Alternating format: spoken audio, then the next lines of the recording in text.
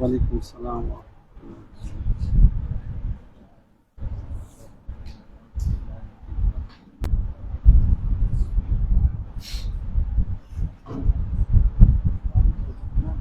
نه مدینه سره شروع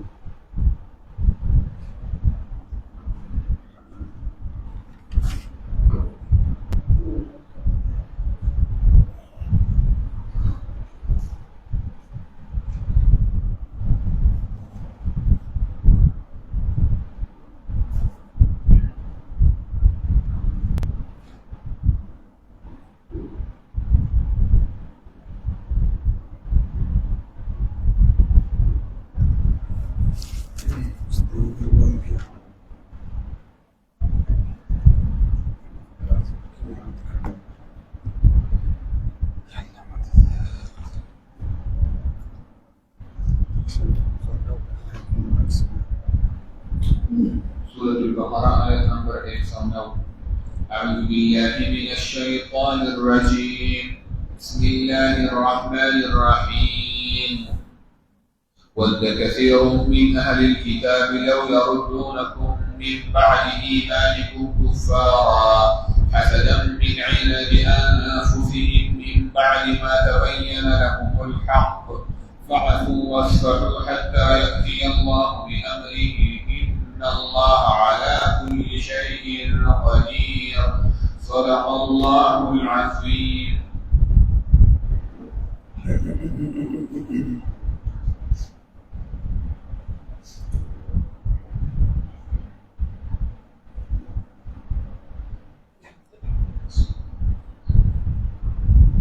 الحمد لله وحده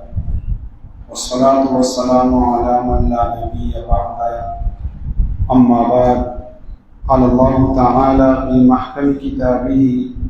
أعوذ بالله من الشيطان الرجيم بسم الله الرحمن الرحيم ود كثير من أهل الكتاب لو يردونكم من بعد إيمانكم كفارا إلى آخر الآية. هم الله تعالی دلته کې په دې آیت کې د يهودو یو بل بد قباحت ذکر کوي چې هغه د مسلمانانو سره حسد کول دي او الله تعالی مؤمنان ته اصل کې وایي چې د دې خلکو سره تعلق مساتل دا غي وجدا چې دا خلک ستاسو دشمنان دي ستاسو سره عداوت کوي بغض د سره کوي تعلق سره مساتل او اصل کې دې بشان نزول کې علماء ذکر کړی چې حوی ابن اخطب دا یو کافر او دا خبره کوله چې ما ته خپت ده چې د پیغمبر علیه السلام رسول دی او نبی دی او د دې وجه نه ایمان راوړم چې دی یو یتیم انسان دی په موږ کې کشر دی او دا الله تعالی نبوت ورکوي او موږ نه راکوي د دې وجه نه د دې حسد او د دې بغض د وجه نه دا سره مینه لګي نو دی وجه د ایمان راوړم. الله تعالی فرمایي چې دې سره تعلق هم مساله یو خبره ده چې فاعفوا واصفحوا بس معافي وتکوي او مختیاروي حتى يأتي الله بأمره چې الله تعالی خپل حکم راولي. نو موږ دې نه مطلب دا دی چې مؤمنانو ته الله تعالی چې تاسو صبر کوئ تاسو طاقت نشته د جهاد احکامات نه دي نازل شي صبر وکوئ حتى يأتي الله بأمره چې الله خپل حکم راولي. ویلې مطلب دا دی چې الله تعالی بیا د جهاد احکامات را نازل کړي ولا غراوي چې نو سره جهاد کوي یا حتى يأتي الله بأمره چې الله تعالی خپل حکم راولي. نو بعضی یهودیان شروع نبی علیہ السلام کې دا وطن کړه دا لافونه وشړل مسلمانان دوی صبر وکړي دیو جو علماء وایي چې دینه معلومیږي چې فاعفوا واصفحوا معفو وکړئ مخکې وړوي او دې مطلب دا چې څوک تاسو سره حسد کوي څوک تاسو سره بغض ساتي الله تعالی ته حواله کوي بس الله تعالی ته وایي چې الله تعالی بس پوه شو د انسان پوه شه الله به په خپل باندې بدلا کوي فاعفوا واصفحوا معفو وکړئ مخکې وړوي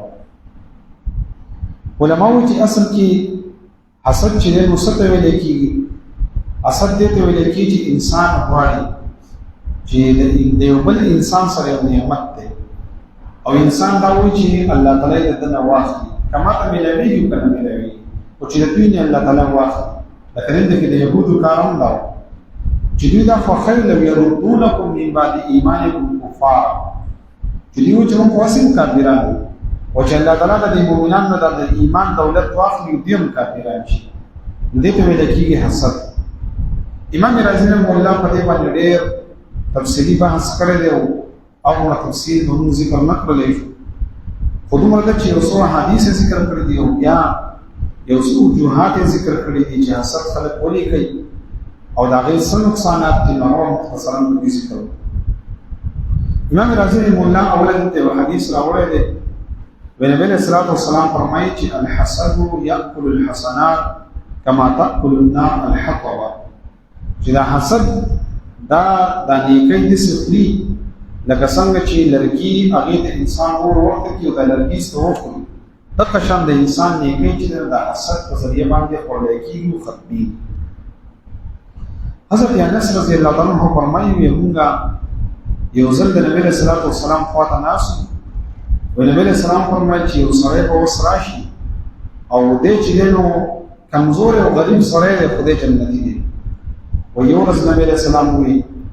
پدې کې پدریم سره وی پدریم سره وی پدې کې یو سړی په دې درو ورځو کې راخاره شو او دې یو سړی چې په دې ترخ کې په دې ګس ګس کې خپل چپل نیولی د سیده بعد سړی ولکه چپل په دې ځکه نیولو او دا خپل ګیره مبارک چې او دسه کړو تازه په دې لسته وبچې نو هغه لري کولې او دا ګیره د شان ته کړه سواله یو سړی راغی علماء ګوره یو د حدیث د نبی رسول الله صلی الله علیه وسلم علم ورته ابو قاری صاحب باندې تاسو کوی یو سړی په فیسبوک کې ورکړی یو پولیس دی بیا غوښتل چې انسان ته د اوس شرام مو کیو یا په دې ګیرې د وګس نسیږي نو د جمعه په دې سره ګندګي او دا په دې باندې بیا موږ لکی نو ما قاری صاحب باندې کې اسانه خبرو په موته نه دا مې مستعمل دي مې مستعمل دې ته ویل کی چې هغه وبا چې انسان استعمال کی او باغې باندې او د شردام کو کی یا په اسیدا عبادت د پر او استعمال کی چرندام کو کی دې ته ویل کی مې مستعمل و دې حکم دا دی چې دا طاهر دي خو مطهر نه دي مطلب دا دی چې دا خو پاکي دي خو بل شي سپینه پاکي مطلب دا شو کدا د او د شردام کو وتا په یو لوخ کې جمع کړي او په دې باندې بیا کپڑے انځي نو دا کپڑے بنا پاکي کپدی او د شردام باندې بل انسان او د شردام په دا او د سپینه کی خدا او په خپل پاکي نو پیدا بدار اوسي انسان په دې او د شردام کی داری وشي کپڑے په لبدیش نو دا پاکي کتا وګور وشي او بل انسان ته داری وشي نو ام دا او پاکي سپینه کی دا په شان ته کې په دې فرش باندې په دې جماعت کې وسسه دي دا او پاکي اله دې حدیث نن ثابت شو چې دا صحابه راغلي جماعت ته او مسوي دا شان د کې دا ګیره د څه کوله او په څه باندې دی دا حدیث نه معلومي چې ګوره د صحابي د څه چل کوو نو دا یو صحابي فرمایي چې عمرو بن العاص رضی الله عنه دی وېزست کې دا پس ورپسې شو ما او دې ته ما وی چې ما خپل کور ته قسم خورای چې د بدرې ورځې کور ته نه ځم او کله خو هیڅ تاسو مې نشم او دا ما ته وی چې راځه لا شراسه یو چې لاړم دیو چې کله مثلا بسترې ته ورپرې وته نو په هغه ټیم کې به د الله ذکر وکړو بیا مثلا چې د سحر مستبر پاسې نو خدا درې ورځې ما د دې د ډېر اعمال ونه لیدل په بدرې مو چې زراتلم او ما ته وی چې را لکه ما په کور کې شرم نه دی کړی او اصلي زده قصدا عمدن ستاسو نه مشهور ما او دا که شان درې ورځې نبی له سلام وی چې سره و سره جنتی وي چې موږ ته ما وخت وی استاد شبیر اعمال خنشته خدا سره وجه وي هغه چې زما یو عمل دی چې انستانه پټ دی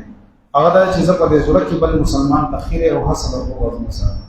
ما چې دغه وجه ته جنت نو ګوره دا انسان چې په خپل کې چاته حسد نه ساتي نو دا انسان د جنتیانو صفت دی دې حدیث نه معلومه شو څلورم دا د پیغمبر علیه الصلاۃ والسلام فرمایي وي دب الیکم داء الامم قبلکم پتاسو کې د مخکینینو امتونو خوونه داخل شوي دي الحسد والبغضاء یو حسد دی او یو چې د خلکو سره بغض ساتل دي. والبغضة هي الحالقه. وبیا نبی علیہ السلام فرمایي چې د مسلمان سره چې خلک بغض ساتي نو دا د انسان خرون کړي. ونبی علیہ السلام فرمایي چې د سینې چې د انسان یخته خري حالق الدین د انسان دین وسره استکی خرابي او خرابولې کېږي لکه سر چې کټاږي دغه شان خرابيږي وسره. او بل حدیث کې پیغمبر علیه الصلاۃ والسلام فرمایي چې زما په امت کې به بیماریاں داخل شي ويغه چې دنو الشر والبطر شریان خلق بسیواش والبطر او هغه خلق چې د حق نه انکار کوي تکبر کوي خلق والتحاسد او دیو بل سره خلق حسدونه کوي دا بیماریاں دي چې د زما په امت کې راځي. نبی علیہ السلام د حسد ته بیماری. یو بل حدیث کې راځي چې حضرت موسی علیہ السلام چې دینو یو ځل د الله تعالی سره ملاقات کو ورعا فی ظل العرش رجلا یغبط من مکانه. یو سړی ولیدو چې د عرش رسول الله دی. وی موسی علیہ السلام ته د سې خپش مشته دا وګوره صف مزو کې د عرش رسول الله دی. ول الله تعالی ته تاسو کو چې دا څوک دی. ول الله تعالی ته وی چې نوم خو د تنخې مو چې دا څوک دی. خو په دې کې یو درې عملونه دي. نو دا غدري عملونه د وجه نه دی د عرش رسول الله دی. ويغوط فرمایل چې کان لا يحاسد الناس على ما اعطاهم الله من فضله. یو په دې دا خبره ده چې د خلکو سره حسد نه ساتي چې الله کله خلکو نعمتونه ورکړي دي او ته نه پسې حسدونه وسره نه ساتي. دیم وکانه لا يعاق والديه د مور پلان نه فرمانی نه ولا يمشي بالنميمه او جغلخوري نه کوي. دا درې صفاتونه چې پکې نو د عرش رسول الله نه ذکر. نو معلومه شو چې یو صفت پکې دا چې د خلکو سره حسد نه کوي. دغه شان ته پیغمبر علیه الصلاۃ والسلام فرمایي چې ان لنعم الله اعداء. بعض خلک دسي چې د الله د نعمتونو دشمنان دي لکه د الله د نعمتونو دشمنان. نو صحابه وته چې دا کوم خلک دي چې د الله د نعمتونو دشمنان دي ودا خلق دي يحسدون الناس على ما اعطاهم الله من فضله. چې الله تعالی خلقو د کوم نعمتونو ورکړي دي دا موږ سره حسد ساتي. نو دې اصل کې د الله د نعمتونو دشمن. او بل حدیث کې پیغمبر علیه الصلاۃ والسلام فرمایي وشپک کسان دسي چې دوی با چې د خلقو سره به حساب کتاب نه شي الله تعالی به دوی د مخ کې جهنم ته داخل کړي چې زي لکه تاسو دې تم ضرورت نشي چې حساب کتاب وکړئ تاسو جهنميان. یا صحابه چې دا کم خلق دي. نبی علیہ السلام فرمایل چې الامراء بالجور. بادشاہان خلق با د ګناهونو د وجنا او د مستی د وجنا جهنم ته ځي. والعرب بالعصبيه. عربيان خلق بدل عصبیت د وجنا د خاندانی افتخار د وجنا. عرب خلق په خپل خاندانونو باندې ځان فخر کوي. دا عرب خلق د جهنم ته ځي دا د دې وجه چې په خپل خاندانونو باندې فخر کوي بل مسلمان تاسو کوي. د دې وجه نبوي جهنم ته ځي. والتجار بالخيانه. او تاجران خلک چې په جهنم ته ځي نو دي خیانتونه کوي نو ځکه په جهنم ته ځي. او بل والعلماء بالحسد. او علما چې په جهنم ته ځي د حسد په وجه نه ځي. نو نبی رسول الله صلی الله علیه وسلم ذکر کړ چې دا دي خلک دي چې د حساب کتاب باندې شي الله تعالی به یې جهنم ته ځي. ولی یو پکې علماء بالحسد. علما باندې یو چې یو بل سره حسد ساتي بغض ساتي. او دا بیماری په دې خلکو کې ډېر زیات ده بغض حسد. امام رازی رحمه الله دې ته وایي چې امام غزالی رحمه الله خبره کړې چې څلور قسمه حسد ته خو هغه باندې تاسو موږ نه شي.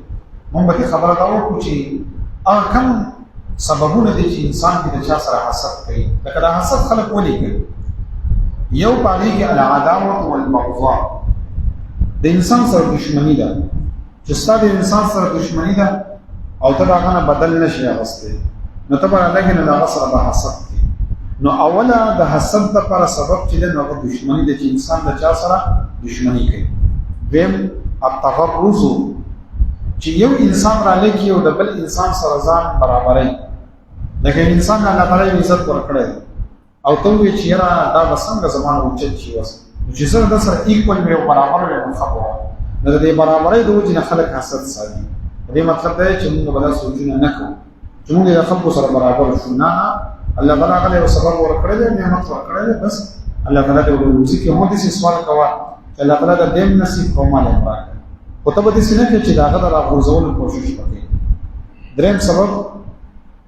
ان يكون في تبعيته ان يستخدم غيره یو انسان دا غواړي چې زه د انسان نه خدمت دی واخلم د خپل غلام کړم د خپل اندر لاندې کړم وستبه دا غواړي چې دې سره یو نعمت دی چې دا نعمت یو واغستل شي کنه بیا به زما د اندر لاندې شي دا بیا زما په حکم باندې چلیږي و دې وجه خلک کسب کوي د بل انسان سره اثر څه کوي چې کپلس کدی دې په طرفای باندې روان بیا خدای زما د اندر نوزي خلک د دې وجه اثر کوي څلورم التعجب خود پسندي چې انسان ته ځان چې نو ډېر زیات لوی ښکاري چې ما اوس دته وګوره د الله کې انسان ته وګوره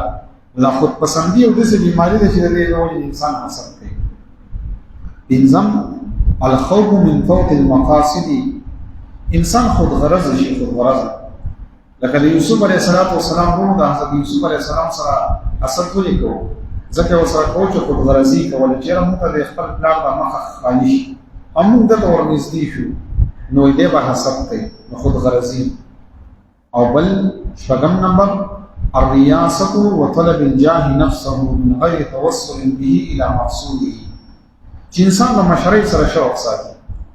چې وزده سوچ دی چې وردا بل انسان زمانه مخکې نشي او ځکه مشرۍ معلومات د خلک کې نیم باسي نو دې انسان کې به حساب پیدا کوي اوم نمبر شح النفس بالخير على عباد الله چې بخیلی لکه ته په خلکو باندې خورز نفس پرزو کی بخل د پکې لکه بعض خلک دسي چې الله تعالی له خمال ورکړي دولت یې ورکړي خدای و چې بل له ولي ورکړي نو دې اصل کې بخیل دی خدای الله تعالی نعمت ته ناغله ورکړي تعالی ورکړي نو د دې وجنا علماء چې شح النفس بالخير چې انسان چې دنو هغه د الله تعالی په نعمتونو باندې او د پابندګانو باندې بخل کوي چې دا نعمت هغه ته نه دی ملایوي د بخیل انسان چې نه به حاصلي امام رازی مولا و چې د دینه د دې حسد او د دې بغض د نو انسان څنګه وځي لکه انسان د سیسه عمل وکړي چې دغه د حسد او د بیماری وځي نو دا غي بهترین علاج علم دی چې انسان ځان په دې سببونو باندې کوی کی چې زبر سببونه نه کوم یسره د حسد نظام بچ لکه مثلا د خلکو سره برابرۍ ما غواړه د خلکو سره دښمنی ما کوه دغه شان د خلکو نه خدمت ما غواړه دغه شان مشري ما غواړه د مان سره ډېر مینه مکوا چې دا شونه د انسان د ځان کم کی یا حسد په خپل باندې کم شي علم ولا بنیادی شي د نور وجوهات ذکر کړی دي خو ما هم دینه دا خبر معلومه شو چې حسد چې دا یو ناکاره شي خو علماء د دې لپاره څه نقصانات هم ذکر کړي مختصرانه ذکر کومه چې لکه دا حسد انسان کوي و دې څه نقصانات دي نو ول نقصان دا ده چې دا حسد نیکیانه کوي لکه ما ته حدیث ذکر دیم حسدی انسان چې به همیشه د پر غمجنی لکه دی په همیشه د پر پټنشن کې په سوچ کې وي چې لکه دا څنګه چل دی دا سره نه خرابېږي د خوا په شان ته کې نو یختتور دي د خوا په شان ته کې څنګه دی راوړل دي نو لہذا دی به غمجنی همیشه د پر باندې په سوچ کې ناس بل نقصان دی بل دا چې حسدی انسان چې کوم دی نو د اصل کې د الله په فیصله باندې اعتراض کوي د چې و چې لکه د تاکید نعمت واخل نه د الله په فیصله باندې اعتراض کوي نو حسدی انسان د الله په فیصله باندې اعتراض کوي څلورم د حسد د يهوديانو بیماری ده نو څوک چې د حسد کوي د اصل کې يهوديانو خو په ځان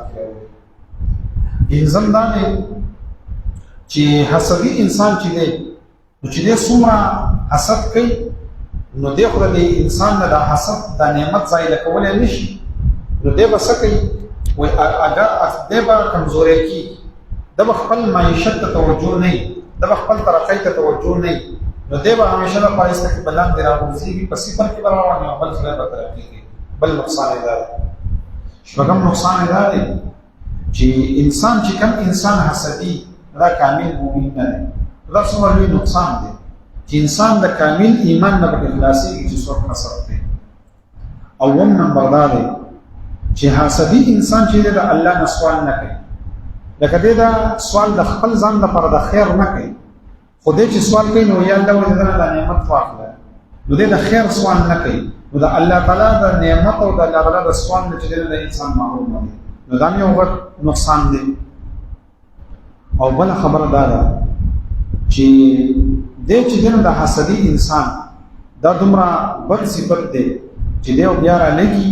او دې بل بل انسان چې دنه عیبونه بیانوي چې موږ په دې کې دایې دې په دې کې دایې د خلکو ته سپک کار کوي. او لسم نمبر دا دی چې حسدي انسان چې ورسره رسیږي نو دې ظلم او زیاته، نو دا یو څه سبب او دا غي نقصانات او دا غي علاج موږ ذکر کو. الله تعالی دې د حسد نو وسره نو حسد دې ته ویل کی چې انسان دا و چې د پلانکی انسان د نعمت الله والی کمال راکې او کنه راکې دې حسد ویل کی. نو ځان په انسان ته ذکر دې يهوديان بیماری ده او الله تعالی نو سپارښت کوي چې د اخلاص او مخونه پاک کی او د حسد نه الله تعالی زموږ حفاظت وکړي. ود كثير وخبير خلق من أهل الكتاب بعد كتابنا لو يردونكم كاش واپس کتاسو من بعد ایمانکم رستستاسو دا ایماننا کفارا کافران حسدا ووجد حسدنا من عند انفسهم چې د دوی سره دي من بعد ما تبینا لهم الحق وسط د هغنا چې واضح شوی دی دوی ته حق فاعفو معفي وتکوي واصفحوا مختیروي حتى يأتي الله تردیب موری چراوی اللہ تعالی بأمره والحکم ان اللہ بشک اللہ تعالی على كل شيء قدير فهر شيء باندې قدرت والا دی. الحمد لله رب العالمين والعاقبة للمتقين الصلاة والسلام على رسوله محمد وعلى آله وأصحابه أجمعين. اللهم أحسن عاقبتنا في الأمور كلها وأجرنا من خزي الدنيا وعذاب الآخرة. اللهم لا تقتلنا بغضبك ولا تغلبنا بعذابك وعافنا قبل ذلك